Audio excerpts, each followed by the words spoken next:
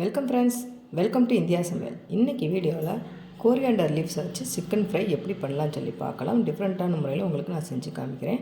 நம்ம சேனலில் போடுற வீடியோ உங்களுக்கு பிடிச்சிருச்சுன்னா சப்ஸ்கிரைப் பண்ணி வச்சுக்கோங்க. அப்போ தான் நான் போடுற ஒவ்வொரு வீடியோ நோட்டிஃபிகேஷனில் வரும்.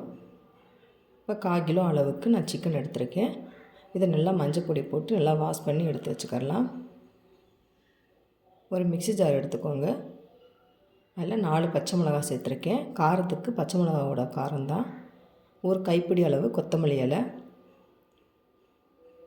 3 பல் பூண்டு, ஒரு துண்டு இஞ்சி, 1/2 டீஸ்பூன் அளவுக்கு சீரகத்தூள், 3/4 டீஸ்பூன் அளவுக்கு அரிசி மாவு, 1/2 டீஸ்பூன் அளவுக்கு கார்ன்ஃப்ளவர் மாவு,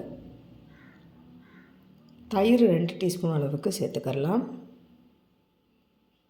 உப்பு தேவையான அளவு சேர்த்துட்டு இந்த மாதிரி நைஸாக அரைச்சி எடுத்துகிட்டு வந்துடலாம். இப்போ இந்த அளவுக்கு நல்லா நைஸாக அரைச்சாச்சு. இப்போ இந்த விழுதுகளை நம்ம சிக்கனில் ஆட் பண்ணிக்கிறலாம். நான் 1/4 கிலோ அளவுக்கு தான் மசாலா சேர்த்துருக்கேன். நீங்கள் எவ்வளோ சிக்கன் எடுத்துக்கிறீங்களோ அதுக்கு தகுந்தாப்பில் பொருளெல்லாம் சேர்த்துக்கிறலாம். இப்போ சேர்த்துட்டு நல்லா மிக்ஸ் பண்ணிக்கோங்க. இப்போ இந்த அளவுக்கு நல்லா கலந்து விட்டாச்சு. 1/2 லெமனை நல்லா பிழிஞ்சு விட்டுக்கிறலாம். இப்போ லெமனை பிழிஞ்சு விட்டுட்டு கொஞ்சம் நேரம் நல்லா ஊற வச்சிடலாம். ஃப்ரிட்ஜில் ஊற வச்சுருங்க. இப்போ எண்ணெய் நல்லா சூடாக இருக்குது. சூடான ஆயிலில் ஒவ்வொன்றா போட்டு பொரிச்சு எடுத்துடலாம். நல்லா கலர் மாறி வர்றப்போ நம்ம எடுத்துடலாம்.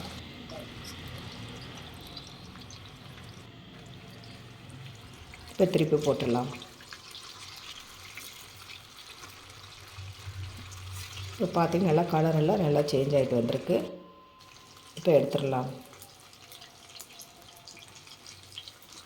சூப்பரான coriander leaves chicken fry ready ஆயிடுச்சு. ட்ரை பண்ணி பாருங்கள் ஃப்ரெண்ட்ஸ், சூப்பராக இருக்கும். மைல்டான ஒரு டேஸ்ட்டோடு நல்லாயிருக்கும். ட்ரை பண்ணி பார்த்துட்டு கமெண்ட் பண்ணுங்கள். உங்களுக்கு இந்த வீடியோ பிடிச்சிருந்துச்சுன்னா லைக் பண்ணுங்கள், ஷேர் பண்ணுங்கள், கமெண்ட் பண்ணுங்கள். உங்களை நான் வேறு ஒரு சந்திக்கிறேன். பாய். தேங்க்ஸ் ஃபார் வாட்சிங்.